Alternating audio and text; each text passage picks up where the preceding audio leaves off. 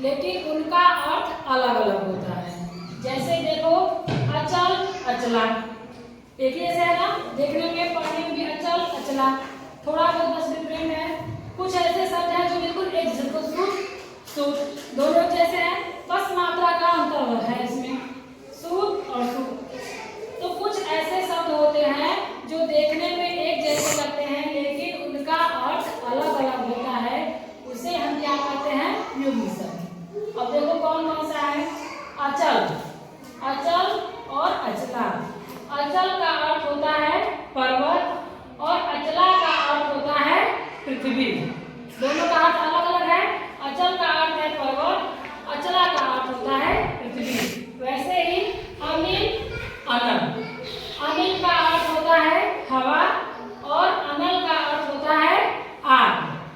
ठीक है, अनिल का अर्थ है हवा और अनल का अर्थ है आग। वैसे देखो अंश अंश, दोनों एक ही जैसे है, हम क्या पढ़ेंगे, इसको भी अंश पढ़ेंगे, इसको भी अंश।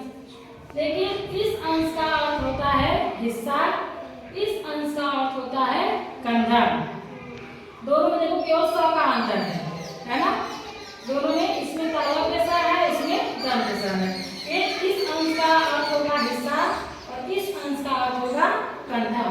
वैसे ही कपट कपाट, देखो यहाँ कपट है, कपट कपाट, कपट का अर्थ होता है धोखा और कपाट का अर्थ होता है दरवाजा।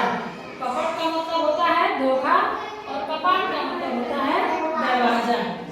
ज्वर ज्वर, ज्वर, इस ज्वर का मतलब होगा बुखार, इसका अर्थ होगा बुखार और ज्वार का अर्थ हो जाएगा तूफान। वो तूफान जो समुद्र में आते हैं ना उसको ज्वार कहते हैं, जो समुद्र में तूफान आता है उसको ज्वार कहते हैं, ज्वार और बाटा होता है समुद्र में। तो इस ज्वार का अर्थ हो गया बुखार और इस ज्वार का अर्थ हो गया तूफान। अब देखो यहाँ पे सूत सूत, तो सूत का अर्थ हो गया पुत्र। पुत्र में क्या होता है, पुत्र किसको कहते हैं, लड़कों को, बेटा को।